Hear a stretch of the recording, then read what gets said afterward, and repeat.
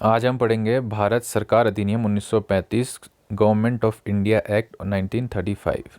ठीक है, तो this act is very important क्योंकि अगर आप भारत का संविधान पढ़ रहे हो या इतिहास पढ़ रहे हो, दोनों ही चीज़ों में इसका बहुत महत्व है।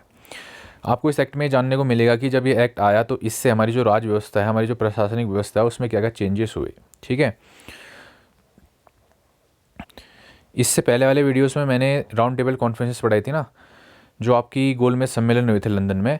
तो उनका उद्देश्य क्या था, उन गोलमेज सम्मेलन में डिस्कस किया हुआ। जो आपकी 1928 में आपकी नेहरू रिपोर्ट आई थी, 1930 में आपकी साइमन कमीशन की रिपोर्ट आई थी, उसके बाद कुछ जिन्ना की डिमांड्स थी। तो जितने भी ये डिमांड्स थी, जितनी भी रिपोर्ट्स आई थी, इन सब पे डिस्कशन किया गया और एक श्वेत पत्र जारी किया गया। श्वेत पत्र माने कि आपका जो भारत का प्रशासन है उसमें क्या क्या चेंजेस होने चाहिए, वो सारी चीज़ें एक डॉक्यूमेंट में लिखी गई। ठीक है, और इस डॉक्यूमेंट पे डिस्कशन हुआ आपका कहाँ, आपका जो इंग्लैंड की संसद है वहाँ पे उस डॉक्यूमेंट पे डिस्कशन हुआ और इंग्लैंड की संसद में ये पारित हुआ एज अ बिल। जैसे यहाँ पे कोई पार्लियामेंट में बिल पारित होता है ना, वैसे जो भारत सरकार अधिनियम है ये आपका इंग्लैंड में एज अ बिल पारित हुआ। कब? अगस्त 1935। ठीक है ना, जो भारत सरकार अधिनियम 1935 है, ब्रिटिश संसद में अगस्त 1935 में पारित किया गया। ठीक, अब पारित कर दिया गया है तो ये इसमें कुछ चीज़ें होंगी। इसमें क्या चीज़ें लिखी गई थी? इसमें लिखी गई थी कि भाई आपका जो भारत का प्रशासन है, प्रशासनिक व्यवस्था है, जो आपका संविधान है, जो हम कहें एक तरीके से, उसमें क्या क्या परिवर्तन अब होने जा रहे हैं, वो सारी चीज़ें इसमें लिखी थी। और वही सारी चीज़ें हम पढ़ने जा रहे हैं और उनसे रिलेटेड प्रश्न भी बनते हैं। तो ध्यान से समझना एक एक चीज़, ठीक है। It is very important. ये इंपॉर्टेंट क्यों है? क्योंकि जो आपका भारत सरकार अधिनियम 1935 है ना, इससे बहुत सारी चीज़ें हैं जो इस आपका अधिनियम में है। इससे बहुत ये वो चीज़ें हमने आपका जो भारत का संविधान है उसमें भी ली है, भारत सरकार अधिनियम 1935 से। ठीक है ना, तो सारी चीज़ें मैं वन बाय वन समझाऊंगा, ध्यान से देखिए और समझिए। अब देखो, सबसे पहली बात तो जो आपका भारत सरकार अधिनियम 1935 आया था, उसकी मुख्य बात ये थी कि एक अखिल भारतीय संघ बनाया जाए। ठीक है, अखिल भारतीय संघ माने एन ऑल इंडिया फेडरेशन, माने भारत में जितने भी आपके प्रिंसिपल स्टेट है, प्रिंसिपल स्टेट माने राज्य रजवाड़े हैं, जितने भी आपके क्या हैं भारतीय प्रांत हैं, जहाँ पर ब्रिटिश का राज है, जहाँ पर ब्रिटिश का गवर्नर बैठे हैं, और ऐसे प्रांत जहाँ पर गवर्नर नहीं है, आयुक्त हैं, बात एक ब्रिटिश के अंदर ही है। ठीक है, तो इन सबको मिला के एक संघ बनाया जाए। सब जैसे अभी भारत में इतने राज्य हैं, सबका एक संघ है ना, ठीक है ना, तभी एक भारत देश बना है। तो उस प्रकार संघ बनाने की जो व्यवस्था है इस अधिनियम में कही गई थी। ठीक है ना, और ये कहा गया था कि जितने भी आपके जो ब्रिटिश प्रांत हैं, जहाँ पर ब्रिटिश का गवर्नर बैठता है, आपके आयुक्त बैठते हैं, वो सारे प्रांत तो इस संघ में शामिल होंगे ही, साथ में जो आपकी देसी रियासतें हैं उनको भी इसमें शामिल होना होगा। बट फॉर देसी रियासतों ये कंपलसरी नहीं था कि देसी रियासत अगर चाहते हैं तो हो सकता है, अदरवाइज नहीं हो सकते। ठीक है, लेकिन जो है आपकी देसी रियासतें शामिल नहीं हुई संघ में।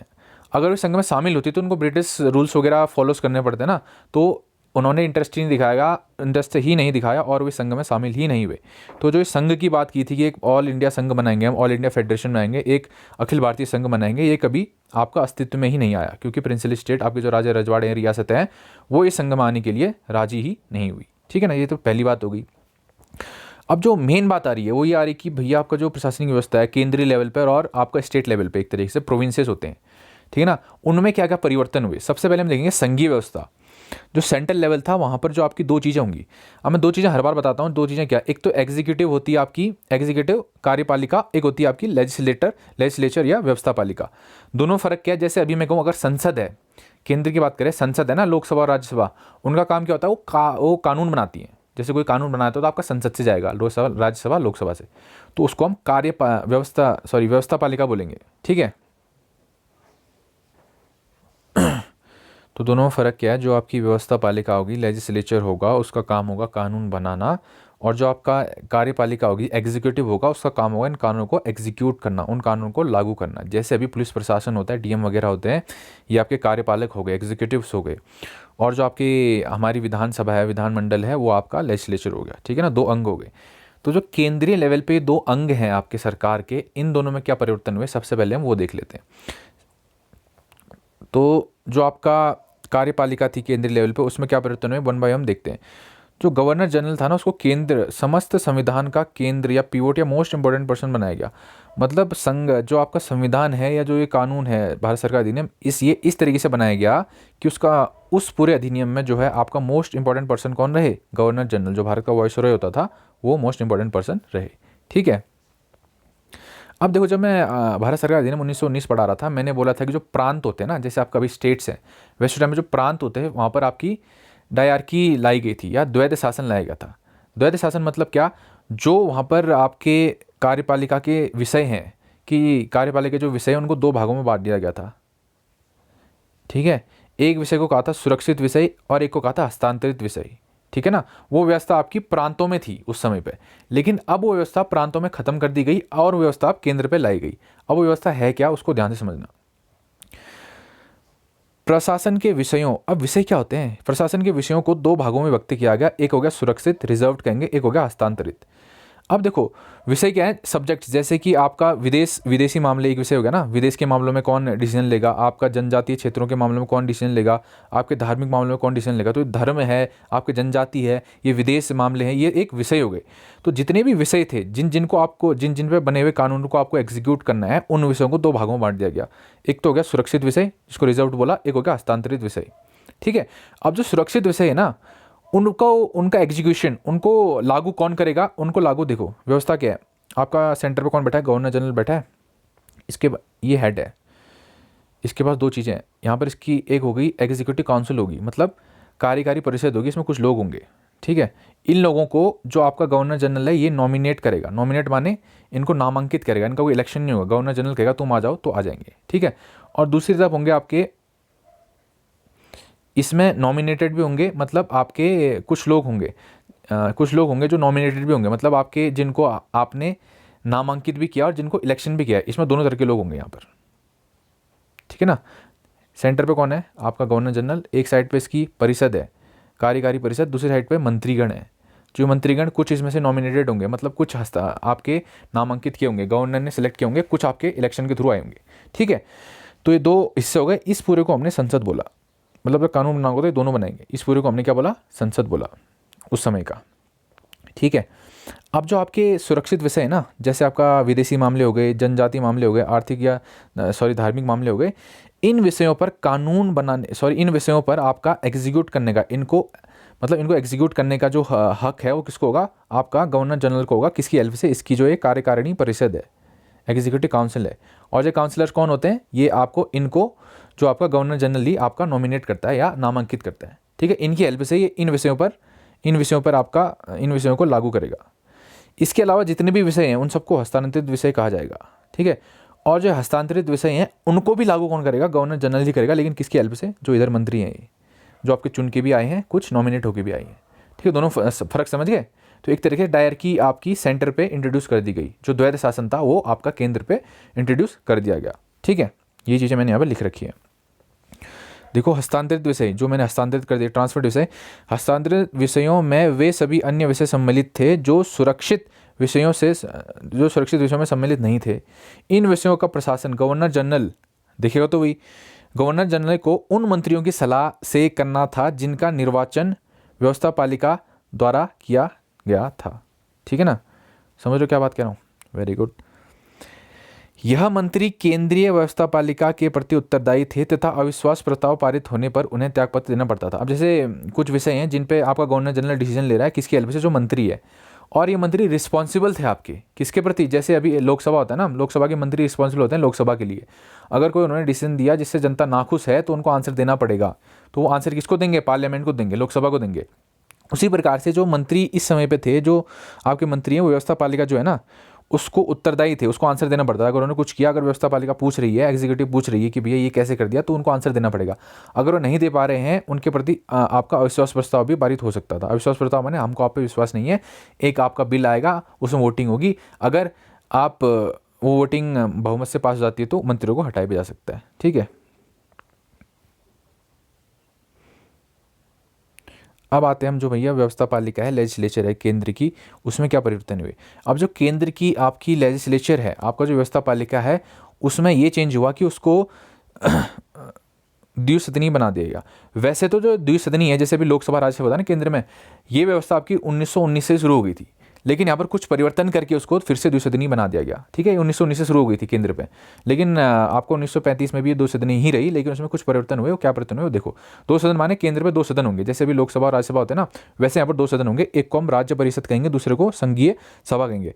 राज्य परिषद बोलो या council of states, council of state, और उसको फेडरल असेंबली बोलो, संघीय सभा को। ठीक है, इसको उच्च सदन बोलते थे। जो राज्य परिषद थी उसको उच्च सदन बोलते थे, इसको निम्न सदन बोलते थे। दो सदन है ना, दोनों फर्क क्या, जो राज्य परिषद है उसमें टोटल 260 मेंबर होते थे, और जो संघीय सभा है उसमें टोटल 375 मेंबर होते थे।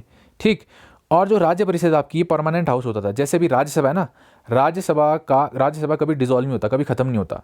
ठीक है, हालांकि जो उसके हैं 1/3 मेंबर्स हर दूसरे वर्ष या तीसरे वर्ष रिटायर होते हैं, लेकिन वो कभी खत्म नहीं होता। जैसे आपकी लोकसभा 5 साल हो गए, लोकसभा डिसॉल्व होगी, फिर से इलेक्शन होंगे, फिर से नेता चुन के आएंगे, नई लोकसभा बनेगी, वैसा राज्यसभा के साथ नहीं होता। राज्यसभा आपका परमानेंट हाउस है। उसी प्रकार जो राज्य परिषद था आपका परमानेंट हाउस था, और जो संघीय सभा थी इसका कार्यकाल होता था 5 साल, जैसे भी लोकसभा का होता है।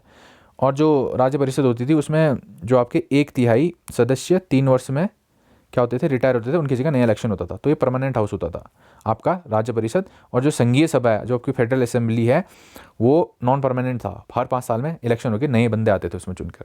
ठीक है, अब देखो फ़र्क क्या था, जैसे अभी होता है ना, अभी लोकसभा में क्या है, डायरेक्ट इलेक्शन है, प्रत्यक्ष इलेक्शन है। जो लोकसभा के चुनाव होते हैं उसमें हम सीधा भाग लेते हैं, वोट करते हैं, लोकसभा के मेंबर्स चुनते हैं। और जो राज्यसभा है, राज्यसभा के मेंबर्स हम नहीं चुनते। राज्यसभा के मेंबर्स को चुनने के लिए कौन वोट देता है, जो आपकी राज्य विधान परिषद हैं उनके जो सदस्य हैं वो वोट करते हैं और राज्यसभा के सदस्यों को चुनते हैं। तो वो इनडायरेक्ट इलेक्शन हो गया राज्यसभा का, या अप्रत्यक्ष इलेक्शन हो गया। मतलब जो आपका राज्यसभा है, आपका परमानेंट हाउस है, उसका जो इलेक्शन है वो आपका अप्रत्यक्ष है। ठीक है, और जो लोकसभा है, जो आपका नॉन परमानेंट सदन है, 5 साल में बदलता है, उसका जो इलेक्शन हो गया वो प्रत्यक्ष हो गया। लेकिन यहाँ पर उल्टा था, जो उच्च सदन था, जो आपका परमानेंट हाउस है, उसका इलेक्शन डायरेक्ट था।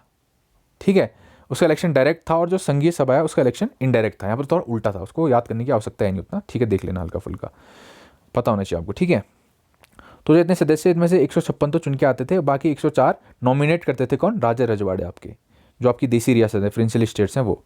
वैसे जो संघीय सभा है उसमें टोटल इतने थे, उसमें से इतने सदस्य आपके चुनकर आते थे, बाकी के जितने बच गए 125 उनको रियासतों द्वारा मनोनीत किया जाता था। ठीक है, नॉमिनेट किया जाता था। अब वही बात मैंने यहाँ पे लिखी है, उच्च सदन के सदस्यों का चुनाव सीधे मतदाताओं द्वारा किया जाता था, तथा निम्न सदन के सदस्यों को चुनाव अप्रत्यक्ष रूप से किया जाता था। ठीक है, उल्टा हो रहा है यहाँ पे। अगला, समस्त विषयों का बंटवारा 3 सूचियों में किया गया। अब जैसे अभी मैं बोलता हूँ ना, 3 सूचियाँ हैं। सूचियाँ मतलब 3 लिस्ट हैं। एक तो आपका सेंट्रल लिस्ट हो गई, स्टेट लिस्ट हो गई, कंकरेंट लिस्ट हो गई। तीनों में फ़र्क क्या है, जो आपका सेंट्रल लिस्ट है उसमें जितने भी सब्जेक्ट लिख रखे हैं, सब्जेक्ट फिर से बता रहा हूँ, जितने भी विषय हैं, जैसे डिफेंस एक विषय है, आपका बजट एक विषय, आपका फाइनेंस एक विषय है, उसी प्रकार से जितने भी विषय हैं, अभी हमने कितने भागों में बांट रखे हैं, 3 भागों में बांट रखे हैं। जो सेंट्रल लिस्ट होगी आपका, जो केंद्रीय सूची होगी, उसमें जितने विषय हैं उन पर कानून सिर्फ केंद्र बना सकता है। जो आपका स्टेट लिस्ट है, जो आपका राज्य आपकी सूची है, उसमें आपका कानून सिर्फ राज्य बना सकता है। और जो कंकरेंट लिस्ट है, जो आपका समवर्ती सूची है, उसमें जितने विषय हैं उसमें कानून आपका राज्य बना सकता है और केंद्र भी बना सकता है। ठीक है, ये व्यवस्था कब शुरू हुई, 1935 में, जब सारे विषयों को 3 लिस्ट में बांट दिया गया। केंद्रीय सूची को फेडरल लिस्ट कहा गया, राज्य सूची को प्रोविंशियल लिस्ट कहा गया, और समवर्ती सूची को कंकरेंट लिस्ट कहा गया। ठीक है, ठीक है। संघीय सभा के सदस्य मंत्रियों के विरुद्ध अविश्वास प्रस्ताव ला सकते थे। ठीक है ना, जितने भी आपके मंत्री हैं, इसमें मंत्री अलग चीज़ हो गई। एक तो आपका नेता चुन के आ रहा है मंत्री, जैसे अभी भी आपके लोकसभा में इतने माना कि जो बीजेपी आपके 350 मंत्री उनके चुन के आए, तो हर कोई आपका मंत्री नहीं होगा। ठीक है, नेता तो है लेकिन सदस्य है संसद का, लेकिन वो मंत्री नहीं होगा। मंत्री कौन होगा, जिसको कोई विभाग मिल जाए, जैसे फाइनेंस है, आपका वित्त है, उसको अगर वित्त जो विभाग है वो मिल गया तो वित्त मंत्री हो गया, तब वो मंत्री बना। समझ रहे हो ना, उसके अतिरिक्त तो वो एक सदस्य है सदन का, मंत्री नहीं होगा। ठीक, तो संघ सभा, जो आपकी संघीय सभा, जो सेंट्रल लेजिस्लेचर है, उसके मंत्रियों के विरुद्ध अविश्वास प्रस्ताव लाया जा सकता था। अविश्वास प्रस्ताव माने वोटिंग होगी, अगर वोटिंग आपके अगेंस्ट होगी तो आपको इस्तीफा देना पड़ता था मंत्री पद से। ठीक है ना, सदस्यता से नहीं, मंत्री पद से, फिर से बता रहा हूँ। ठीक है ना, लेकिन जो राज्य परिषदें थी आपकी, जो राज्य में, जैसे अभी राज्य में विधान परिषदें होती है ना, वैसे यहाँ पर प्रोविंसेस जो थी, आपके प्रोविंस होते थे, वहाँ पर प्रांत होते थे, वहाँ पर जो आपकी सभा होती थी वहाँ पर, लेकिन अविश्वास प्रस्ताव लाने का कोई प्रावधान नहीं था अभी भी। ठीक है, अब जो बजट आता था ना, बजट की यहाँ पर एलोकेशन होता था, यहाँ पर इतना खर्च होगा, इतना खर्च होगा, उसका 80% हिस्सा ऐसा था जिसमें वोटिंग नहीं होती थी। मतलब वो सीधे लिख दिया उन्होंने, इतना खर्च होगा तो इतना होगा, उसमें आप हाँ ना कुछ नहीं कह सकते। जैसे अभी होता है कि बजट आता है, उसमें डिस्कशन होता है, वोटिंग होती है ना संसद में। यहाँ पे ऐसा था कि इस 80% हिस्सा ऐसा था बजट का जिसमें कोई भी आपका डिस्कशन नहीं होता था, वो सीधा के सीधा पास हो जाता था। जो मतलब जैसा गवर्नर जनरल के वैसा हो जाएगा, ठीक है। अब जो गवर्नर जनरल है उसके कुछ अन्य अधिकार भी दे दिए गए थे। वो कौन कौन से थे वो देखते हैं। जैसे अगर विधान परिषद, जो आपकी विधान परिषद है, द्वारा अस्वीकार किए गए विधेयक का अनुमोदन, जैसे कोई विधेयक है आपका, विधान परिषद देखो कितनी कम शक्ति दी गई। जो विधान परिषद है, जो आपका लेजिस्लेचर है, वो कोई ऐसा कानून है जिसको वो अस्वीकार कर दे रहे हैं, ठीक है। उन्होंने कहा ना ये बिल पास नहीं होना चाहिए, ये कानून नहीं बनना चाहिए, लेकिन गवर्नर जनरल को ये अधिकार दे दिया कि उस पास नहीं किए गए बिल को भी वो सर्टिफाई कर सकता था ना, तुम पास मत करो, हम तो इसको बनाएंगे, ऐसा कुछ। तो भाई असलियत में तो पावर क्या है, गवर्नर जनरल के पास ही है ना। अध्यादेश जारी कर सकता था, ऑर्डिनेंस। जब आपका विधान परिषद जो केंद्र वाली है, एक तरीके से संसद कह सकते, तो वो आपका बैठी नहीं है, काम नहीं कर रही, तो ये ऑर्डिनेंस दे सकता था, कानून बना सकता था बिना संसद के पास किए हुए। अध्यादेश बोलते हैं उसको, ठीक है। किसी विधेयक के संबंध में अपने विशेषाधिकार वीटो का प्रयोग कर सकता था। अब ऐसा भी नहीं कि जैसे मैंने बोला कि अगर विधान परिषद ने कैंसिल कर दिया तो ये रेटिफाई कर सकता था कि ना भैया तुम कैंसिल करो, लेकिन हम तो इस कानून को लागू करेंगे। दूसरी बात, अगर उन्होंने लागू कर दिया कोई चीज़ लेकिन गवर्नर जनरल को पसंद नहीं आया, तो अपना वीटो पावर कर सकता है कि ना ये लागू नहीं होगा, ऐसा भी कर सकता था, ठीक है। दोनों सदनों की संयुक्त बैठक, जैसे अभी होता है ना जॉइंट सीटिंग होती है लोकसभा राज्यसभा की, उस समय भी जो आपके राज्य परिषद है और केंद्रीय सभा है, जो संघीय सभा है, इन दोनों की जॉइंट सीटिंग हो सकती थी। जो आपके राज्य परिषद और संघीय, इन दोनों की जॉइंट सीटिंग हो सकती थी, मतलब संयुक्त बैठक हो सकती थी। और उस संयुक्त बैठक को कौन बुलाता था, आपका गवर्नर जनरल, ठीक है। ये तो हो गई आपकी सेंटर की बात, जो सेंटर पे आपकी व्यवस्थाएं थी, व्यवस्था पालिका थी और कार्यपालिका थी, दोनों में क्या क्या परिवर्तन हुए। अब हम बात कर ले जो प्रांत थे, जैसे अभी स्टेट्स होते ना, उस टाइम पे क्या होते थे, प्रांत बोला उनको, ठीक है, प्रोविंसेस बोला है, बात वही है। तो उसमें क्या क्या चेंजेस हुए देखो, वन बाय वन देखते हैं। प्रांतों को भारत सचिव व गवर्नर जनरल के आला कमान वाले आदेशों से मुक्त कर दिया गया। इस प्रकार अब एक प्रत्यक्ष और सीधे तौर पर महामहिम ताज के अधीन हो गया। अब देखो इस प्रकार, एक मिनट रुकना, देखो व्यवस्था क्या है ना, यहाँ पर गवर्नर जनरल बैठा है सेंटर पे, यहाँ इंग्लैंड में एक भारत सचिव बैठा है। ये जो गवर्नर जनरल वॉइसरॉय है, इसको इसके आदेश पे काम करता है, ठीक हो गया। और जितने भी आपके प्रांत हैं, जैसे स्टेट्स हैं, 1 प्रांत 2 प्रांत 3 प्रांत, इनमें आपके गवर्नर्स बैठे हुए हैं, ये इसके अंडर है। अब क्या कहना है इन्होंने कहा भैया जो यहाँ पर गवर्नर बैठे हैं ना प्रांतों में, ये जो गवर्नर बैठे हैं ये इसके अंडर काम नहीं करेंगे, बोला मतलब इसके आदेश नहीं लेंगे डायरेक्टली, ना इसके लेंगे। अब ये सीधे जो राजा है इंग्लैंड का उससे आदेश लेंगे। बात वही है, पहले आपका जो गवर्नर जनरल था सेंटर पे, वॉइसरॉय था, वो प्रांतों को इंटरफेरेंस करता था उनके काम में कि ऐसा करो ऐसा मत करो वगैरह वगैरह। अब ये इंटरफेरेंस या हस्तक्षेप नहीं कर पाएगा, ना आपका राज्य सचिव कर पाएगा। अब यहाँ पर जो गवर्नर बैठा है प्रांत में, ये तो गवर्नर जनरल ना, इसके अंदर जो गवर्नर बैठा प्रांत में, वो यहाँ के प्रशासन वगैरह को देखेगा, ठीक है, यहाँ का प्रशासनिक हेड हो जाएगा, और वो सीधा किसको रिपोर्ट करेगा, आपका क्राउन को, जो राजा है उसको, ठीक है ना। ऐसी व्यवस्था कर दी गई। इसलिए कहा गया कि जो प्रांत है उनको प्रांतीय स्वायत्ता दे दी गई, एक तरीके से ऑटोनॉमी दे दी गई कि आप खुद से काम करो। ऑटोनॉमी मतलब होता है खुद से काम करो, कहने की बात थी वो, खुद से काम करो। उन्होंने कहा हमने आपको गवर्नर जनरल और जो आपका भारत सचिव था उसके आदेशों से मुक्त कर दिया है, अब वो आपके काम पर हस्तक्षेप नहीं करेंगे, आप खुलेआम मतलब अपने मन से काम करो। लेकिन उन्होंने एक गवर्नर अपॉइंट कर दिया, मतलब गवर्नर तो था ही था पहले से, गवर्नर तो अभी भी है ही ना, गवर्नर को नहीं हटाया। तो जो गवर्नर है अभी प्रांतों में, वो अब इसका देखरेख करेगा, किसके अंडर, सीधा राजा के अंदर, क्राउन के अंदर, ठीक है ना। प्रांत सरकारें अपने स्वयं की साख पर धन उधार ले सकती थी। अब क्या क्या इन्होंने प्रांत को स्वायत्ता दे दी, ऑटोनॉमी दे दी। तो जो प्रांत था, जो राज्य था आपका, अपने ही साख पर माने अपने बलबूते पर वो क्या ले सकता था, किसी से भी धन उधार ले सकता था, किसी और प्रांत से या किसी और देश से, ठीक है ना। ऐसा कुछ व्यवस्था कर दी। गवर्नर प्रांत में ताज का मनोनीत प्रतिनिधि हो गया। अब से मैंने बोला ना, यहाँ पर गवर्नर जनरल बैठा है, यहाँ पे प्रांत है, तो इनमें गवर्नर बैठे हैं। अब जो गवर्नर है ये एक मनोनीत व्यक्ति तो पहले से ही था, जो मनोनीत है, अब सीधा रिपोर्ट करेगा किसको, क्राउन को, इनको रिपोर्ट नहीं करेगा। हालांकि रिपोर्ट करना पड़ेगा जब पूछेगा, लेकिन अभी इनका डायरेक्ट इंटरफेरेंस इसमें खत्म हो गया, मतलब डायरेक्टली इंटरफेरेंस नहीं कर सकता गवर्नर जनरल प्रांतों में, ठीक है। यदि गवर्नर यह अनुभव करे कि प्रांत में, जैसे अभी होता है ना, देखो अभी जो गवर्नर बैठा है स्टेट में, अगर उसको लगता है कि जो आपका स्टेट की सरकार है, जैसे उत्तराखंड की सरकार है, वो संवैधानिक तरीके से नहीं चल रही है, तो वो राष्ट्रपति को बोलेगा, और राष्ट्रपति क्या करेगा, वहाँ पर गवर्नर रूल लागू कर देगा। गवर्नर का रूल लागू कर देगा ना, बहुत बार होता है।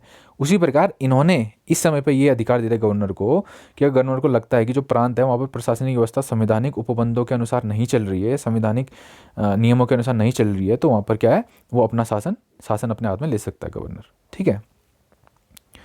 प्रांतीय विधानमंडल कुछ प्रांतों में एक सदनीय, जैसे अभी होता है ना आपका एक द्विसदनीय भी होते हैं, जैसे उत्तराखंड में तो एक ही सदन है, लेकिन कुछ राज्य हैं जहाँ पर 2 सदन होते हैं राज्यों में भी। जैसे हमारा विधानमंडल है, एक विधान परिषद हो जाएगी, एक विधान सभा हो जाएगी, 2 मंडल होते हैं, 2 मतलब विधानमंडल के अंदर 2 आपकी संस्थाएं हो जाएंगी एक तरीके से।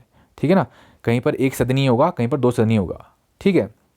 उसी प्रकार जो प्रांत इस क्या बोलते हैं इसको, इस अधिनियम में भी व्यवस्था की गई कि आपका प्रांतों में भी जो विधानमंडल है वो 2 सदनीय होगा, कहीं पर एक सदनीय होगा। तो टोटल 6 प्रांत थे जिसमें 2 सदन थे, बाकी में एक सदन था। ठीक है। सभी सदस्यों का निर्वाचन सीधे तौर पर होगा। अब सीधे तौर पर डायरेक्ट इलेक्शन होगा, जितने भी आपकी विधानसभाएं हैं सब में इलेक्शन जो आपका प्रांतों में वो डायरेक्ट इलेक्शन होगा। और पुरुषों के समान महिलाओं को भी मताधिकार का अधिकार दिया गया, जितना पुरुष अधिकार था मताधिकार का उतना ही आपका महिलाओं को भी दिया गया। उसके अलावा देखो, प्रांतीय व्यवस्था पालिका प्रांतीय तथा समवर्ती सूची, जो आपकी मैंने बताया 3 सूची बनाई थी, एक तो जो आपका प्रोविंशियल लिस्ट थी, आपकी प्रांतीय सूची थी और समवर्ती सूची थी, उन दोनों में ये नियम बना सकते हैं, वो तो साफ सी बात है, उनमें तो बना ही सकते हैं। अभी भी बजट का 40% हिस्सा मताधिकार के बाहर था, मतलब अभी भी जो प्रांतों में आपका बजट आता था उसका जो 40% हिस्सा था उसमें कोई भी मतदान नहीं हो सकता था, जितना पैसा उसमें दिया गया उतना ही खर्च होगा, उसको आप मना नहीं कर सकते वोट के थ्रू। ठीक है। अगला, गवर्नर विधेयक लौटा सकता था, जैसे कोई विधेयक आपका राज्य विधानसभा में आया है तो उसको पास करने के बाद सिग्नेचर चाहिए ना गवर्नर के, तो गवर्नर उस विधेयक को लौटा सकता था, अध्यादेश जारी कर सकता था और सरकारी कानूनों पर रोक लगा सकता था। कौन? गवर्नर। गवर्नर जनरल की बात नहीं कर रहा हूँ, जो प्रांतों में गवर्नर बैठा उसको भी ये शक्तियाँ दी गई। तो एक तरीके से इन्होंने कहा कि हमने प्रांतों को जो है स्वायत्ता दे दी है, ऑटोनॉमी दे दी कि आप अपने आप काम करो, अपने मन से काम करो। लेकिन कहीं ना कहीं इनके ऊपर इन्होंने एक व्यक्ति बैठाया था, गवर्नर जनरल नहीं, गवर्नर, जो इन पर नज़र रख रहा था या उसके अंडर इनको काम करना पड़ता था। तो नाम मात्र की एक तरीके से ऑटोनॉमी कह सकते हैं। ठीक है।